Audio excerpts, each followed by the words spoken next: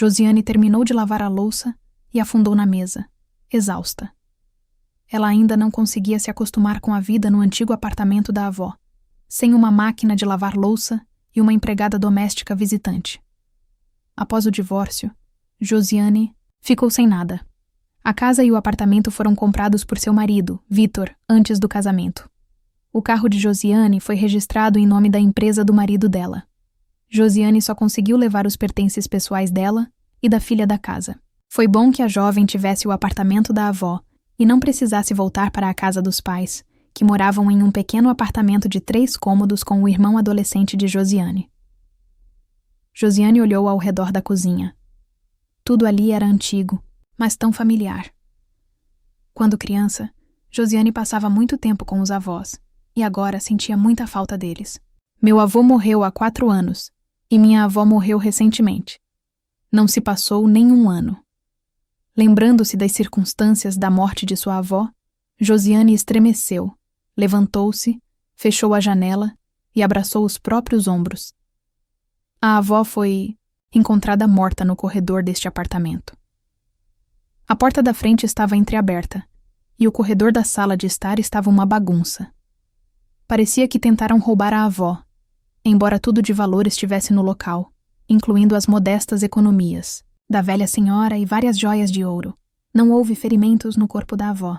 Segundo o perito forense, a idosa morreu em decorrência de um acidente vascular cerebral, AVC, causado por forte estresse. Os canalhas que assustaram e mataram a avó nunca foram encontrados. Lágrimas vieram aos olhos de Josiane. Como ela sente falta da voz gentil da avó e de suas mãos quentes agora. A avó a amava incondicionalmente, sem esperar nada em troca. Por quê? Por que tudo está tão ruim na minha vida? Pensou Josiane. Depois da morte da minha avó, tudo deu errado. O relacionamento de Josiane com o marido começou a se deteriorar. Vitor, de alguma forma, se distanciou dela. Começou a ficar até tarde no trabalho e a fazer viagens de negócios. Josiane suspeitava de algo. Mas então ela pensou que seu marido ainda a tratava bem e gentilmente, e que sua filha estava interessada e passava muito tempo com Sofia. Josiane chegou à conclusão de que havia inventado tudo, se acalmou e então viu o marido em um restaurante com a amante. Ficou claro imediatamente que ela era realmente uma amante. O casal estava sentado de mãos dadas, e havia velas e champanhe na mesa. Josiane não conseguiu se conter, e começou um escândalo dentro do restaurante. O marido mandou a namorada para casa sem nem se desculpar. Sim, Josiane, foi assim que aconteceu, disse ele. Sinto muito que você nos tenha visto, mas nada mudará para nós. Você é minha esposa. Temos uma filha crescendo. Não vai mudar. Você está falando sério? Tudo já mudou, gritou Josiane. Vou deixar você e levar Sofia. Josiane, pense bem. Por que você precisa desses problemas? Você vive uma vida confortável, bem alimentada, com tudo pronto. Ou você acha que eu vou pagar uma pensão alimentícia enorme? Não se iluda. Minha renda oficial não é tão grande. Vitor, não te reconheço. Sinto-me enojada até mesmo de falar com você. Estou deixando vocês hoje. Bem, olha, você fez sua escolha. Vitor riu. E prepare-se para o divórcio no tribunal. Tenha em mente que tentarei fazer Sofia morar comigo. Josiane suspirou profundamente. E quando o marido dela ficou assim? Talvez haja algo errado com ela? A mulher se aproximou do espelho em uma moldura antiga esculpida que estava pendurada no corredor. De lá, uma linda loira, de cabelos presos em um coque, magra, esbelta e de olhos verdes, olhou para ela. Sim, o rosto dela estava um pouco cansado, mas ninguém denunciava a Josiane por ter 34 anos. Ela era uma boa dona de casa, sempre tentando agradar Vitor com pratos deliciosos, embora ele não fosse contra a governanta não só limpar, mas também cozinhar. Nos últimos 4 anos, Josiane tem se concentrado exclusivamente em criar sua filha. O marido insistiu que ela não voltasse a trabalhar, pelo menos até Sofia ir para a escola. Josiane ouviu Vitor com o coração pesado, mas depois ficou feliz com isso. Sofia cresceu como uma menina ativa, aberta e alegre. Ela era precoce. Aos 4 anos, já lia bem, escrevia e sabia um pouco de inglês. E recentemente minha filha começou a levar a dança de salão a sério, e ela mesma perguntou sobre isso. Só agora a mulher percebeu que havia cometido um grande erro ao não retornar ao trabalho pelo menos alguns anos após o nascimento da filha. Josiane trabalhou como gerente de RP, e essa área está se desenvolvendo muito rápido. Agora que a menina tinha começado a procurar emprego, ninguém estava ansioso para contratá-la depois de uma pausa de vários anos, mesmo com um bom diploma e experiência. As economias estavam desaparecendo rapidamente. Para ser honesta, Josiane estava acostumada a não negar nada a si mesma, especialmente a Sofia. Mas era necessário pagar pela escola de desenvolvimento inicial, dança, uma piscina e comprar mantimentos. Josiane entendeu que, se não encontrasse um emprego logo, teria que começar a penhorar as joias que Vitor lhe dera, e isso seria um caminho sem retorno. Além disso, se ela não conseguisse um emprego oficial, o marido poderia processá-la pela Sofia. Josiane tinha medo até de pensar nisso. Completamente perturbada por todos esses pensamentos, Josiane olhou para a sala de estar onde Sofia estava dormindo e foi arrumar as coisas no armário do quarto. Essa atividade a acalmou. Ela já tinha arrumado tudo no aparador da sala. Agora era a vez do quarto. Era ali, no armário, que ficava guardada a famosa mala de fundo duplo da minha avó. Quando era criança, seu Carlos mostrou para a pequena Josiane. Se você não soubesse sobre o compartimento secreto, seria quase impossível encontrá-lo. Provavelmente nem mesmo aqueles ladrões conseguiriam fazer isso, pensou Josiane de repente. Embora não tenham chegado ao quarto, aparentemente alguém os assustou. Com grande dificuldade, Josiane tirou uma enorme mala de couro marrom e, com considerável esforço, jogou-a na cama. A mala era simplesmente impossível de levantar. Josiane abriu e mergulhou em um mundo de memórias. Fotografias antigas, algumas cartas e também álbuns de formatura da avó na escola e na faculdade. E aqui está uma pasta com as patentes do avô. Ele era um inventor.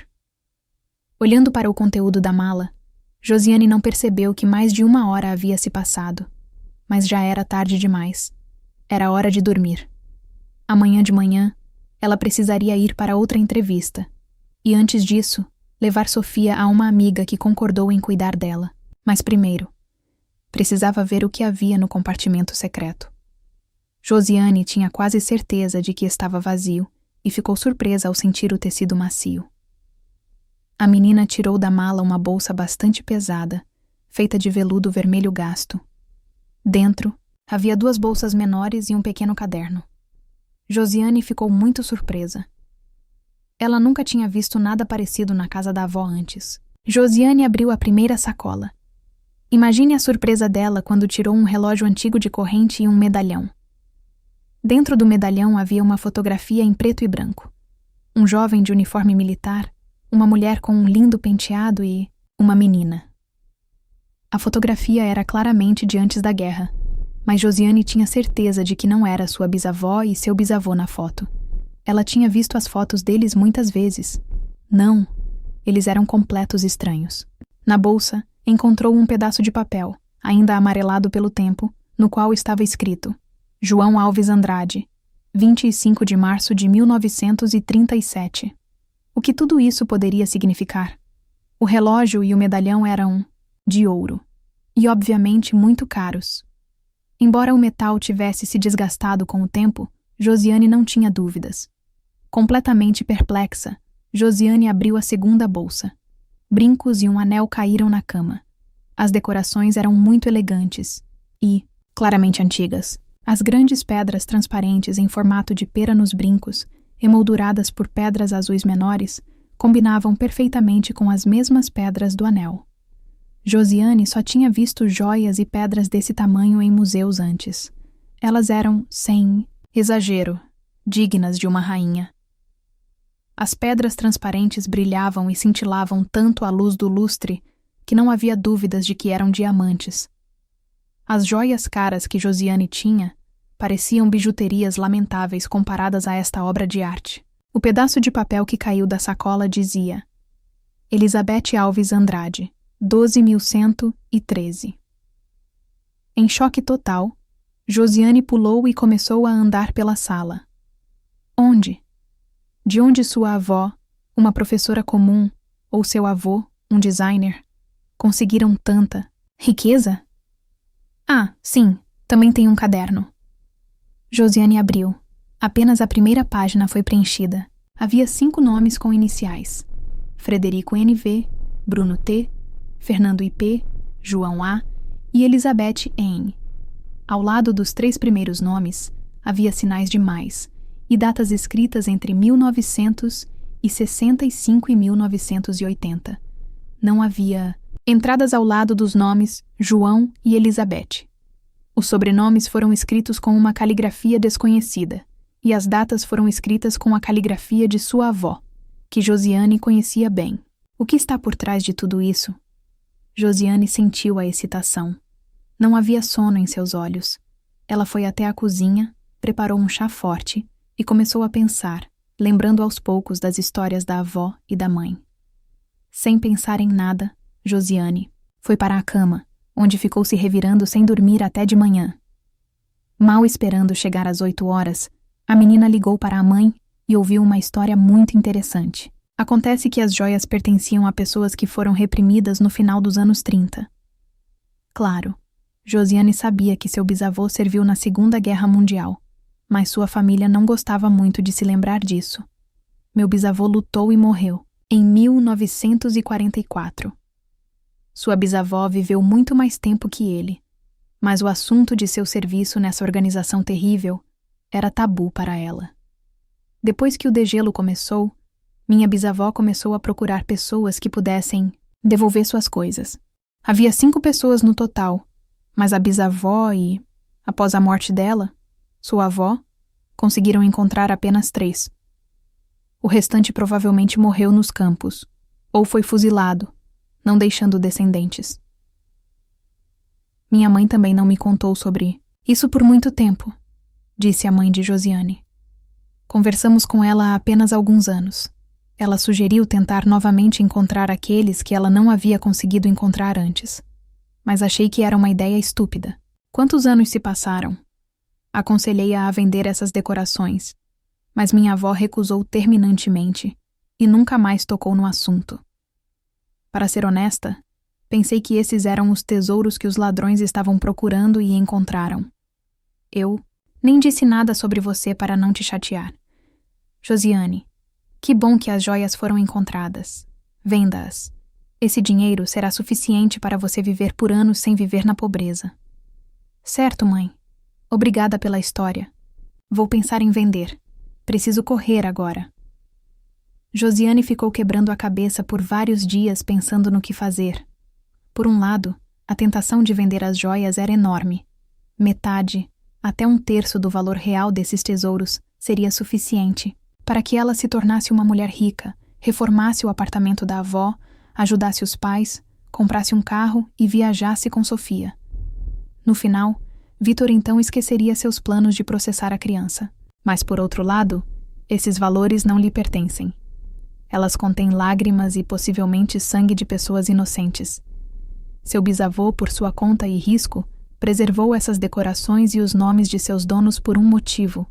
Ele definitivamente queria devolvê-los, mas morreu. E sua esposa e filha tentaram fazer o que ele não tinha tempo para fazer. E agora ela, a neta deles, vai simplesmente vender tudo e gastar esse dinheiro com calma. Não, ela não pode fazer isso. E Josiane, finalmente, decidiu que deveria pelo menos tentar encontrar os descendentes dos donos das joias. Devido à sua profissão, Josiane tinha muitos bons conhecidos entre os jornalistas, e eles conseguiam descobrir qualquer informação, principalmente se o caso tivesse cheiro de sensacionalismo. Josiane ligou para todos os seus amigos e passou horas na internet. Ainda bem que em 2015 é muito mais fácil encontrar informações do que nos anos 60. No entanto, durante essas 3 semanas, Josiane ainda não encontrou nada. Ela estava quase em desespero quando um amigo dela, um investigador especial de um conhecido site de notícias, ligou para ela. Olá. Acho que encontrei o neto da sua Elizabeth, disse ele animadamente. Daniel, você tem certeza? Bem, quase. Quase. Veja, o sobrenome, o nome e o patronímico da avó dele são os mesmos. A cidade também. Ela é originalmente daqui. Ela foi reprimida em 1938, condenada a 10 anos sem direito à correspondência. Em 1947, ela se assumiu, mas foi forçada a viver a 101 quilômetros de distância. Casou-se e deu à luz um filho. Em 1956, ela foi totalmente reabilitada, mas não retornou à sua cidade natal. Junto com a família, eles se mudaram para Odessa, onde viveram até o final dos anos 80. Mas a vida trouxe esta família aqui novamente, quando em 1988, o filho de Elizabeth Andrade foi transferido para a nossa cidade para trabalhar. É por isso que seus parentes não conseguiram encontrar ninguém da família Andrade. Outro sobrenome, outra cidade. Sim. Pelo que entendi, minha avó tentou encontrá-los até o início dos anos 80 e depois achou que a busca foi em vão. Escute, como você descobriu tudo isso? Graças a bons amigos, pode-se dizer, seguidores do seu bisavô, riu o jornalista. Daniel. Ok, desculpe, piada idiota. Vou lhe enviar agora as informações de contato do meu neto. Aliás, ele é um advogado bastante conhecido na cidade. Nicolas Andrade. Apenas prometa que me dará uma entrevista mais tarde e o convencerá. Eu certamente darei. Nós concordamos. Não posso prometer nada sobre um neto, mas farei tudo o que for possível. Basta tentar. A propósito, ele não é casado. O que isso tem a ver? Daniel, você é incorrigível. E quanto aos outros? Não conseguiu descobrir nada? Está tudo completamente quieto por enquanto. Certo, Daniel. Muito obrigado. Em contato. Josiane encerrou a conversa, olhou os contatos que Daniel enviou e foi ao site do escritório de advocacia Andrades Advocacia. Abriu uma foto de Nicolas Andrade. Um homem moreno e confiante, com um rosto masculino, olhou para ele na foto. Josiane gostou dele. Ela ligou e marcou uma consulta com Nicolas sobre o caso de divórcio. Josiane decidiu não revelar todas as suas cartas de uma vez, mas observar o suposto herdeiro das joias. Depois que Josiane viu a foto de Nicolas, por algum motivo, ela quis estar com a melhor aparência possível ao conhecê-lo. Após o divórcio, ela não estava com vontade de se vestir bem, e seu guarda-roupa habitual passou a ser jeans e camisetas, para entrevistas, além de um terninho. E então Josiane foi ao salão, renovou as unhas, arrumou o cabelo, passou um bom tempo escolhendo uma roupa e escolheu um elegante vestido tubinho com uma jaqueta justa e sapatos estilosos de salto alto. Olhando no espelho antes de sair, Josiane estava satisfeita consigo mesma. Nicolas Andrade causou uma impressão muito agradável em Josiane. Um homem imponente e atencioso, com maneiras impecáveis, de bom terno e gravata cara. Ela soube disso depois de 6 anos de vida familiar. Nicolas Andrade ouviu Josiane atentamente e garantiu que Vitor não poderia processá-la por sua filha. Nesses casos, o tribunal ficará do lado da mãe até o fim. Finalmente, Josiane decidiu falar sobre o verdadeiro propósito de sua visita. Nicolas Andrade ficou atordoado. Ela não se arriscou a levar as joias, mas mostrou a ele a foto em seu celular. Agora vou lhe mostrar uma coisa também, exclamou o advogado. Só um minuto. Ele pegou o telefone e começou a navegar rapidamente pelas fotos. Lá está ela. Olhe. Josiane viu uma foto de um antigo retrato de uma jovem linda, garota em um vestido de baile leve. Ela usava brincos e um anel com diamantes em formato de pera. Ao ampliar a foto, Josiane percebeu que era exatamente o mesmo conjunto que ela havia encontrado na bolsa de veludo. Esta é minha bisavó antes do seu primeiro baile, sorriu Nicolas Andrade. Milagrosamente, encontrei este retrato em um antiquário. Comprei-o e dei-o à minha avó. Sua avó está viva? Josiane perguntou espantada. Sim, ela foi reprimida muito jovem, quando tinha apenas 18 anos. Agora ela tem 95. Claro, ela já é fraca, mas sua mente está absolutamente lúcida. E boas maneiras. A avó é da nobreza, embora tenha nascido depois da Revolução. É isso que estou lhe dizendo. Vamos lá, e eu vou te apresentar a ela. Ela ficará feliz. Você acha, na verdade, que meu bisavô... Bem, você sabe, seu bisavô é um homem digno. Ele preservou nossa herança de família. Quanto ao seu trabalho, aqueles eram tempos em que nem sempre havia escolha. E Nicolas Andrade e Josiane foram para Elizabeth Andrade. No caminho, Josiane sugeriu que ela passasse em casa para pegar algumas joias. Josiane, você realmente vai entregá-los tão facilmente? Vamos discutir sua remuneração. Você entende que o preço deste conjunto é simplesmente enorme. Eu os darei ao seu legítimo dono, Nicolas. E também não nos trouxeram felicidade. E Josiane contou ao advogado como sua avó morreu. O rosto de Nicolas escureceu. Acho que sei qual é o problema. Digamos que o antiquário de quem comprei o retrato estava muito interessado nessas decorações. Contei a ele a história da minha avó. Naquela época, tal interesse me pareceu estranho. Foi há cerca de 1 ano. Talvez ele tenha descoberto de alguma forma quem estava cuidando do caso de João Andrade e contatou sua avó. Meu Deus, disse Josiane. Você pode contar tudo isso para a polícia? Sim, claro, mas vale a pena? Este homem foi morto há pouco mais de 6 meses, acho que pelos seus companheiros criminosos. Então ele recebeu o que merecia. Bem, agora vamos para a casa da vovó. Elizabeth Andrade cativou Josiane imediatamente. Ela era uma mulher magra, com postura perfeita, cabelos grisalhos lindamente penteados e olhos azuis vivos. O vestido escuro com gola e broche de pérola enfatizava a elegância da senhora idosa. Não consegui chamá-la de avó, mas ela ficou. Tão feliz com a decoração que a experimentou, admirou o jogo de luz nas pedras e agradeceu a Josiane com lágrimas nos olhos. Obrigada, minha querida. Você é simplesmente um anjo.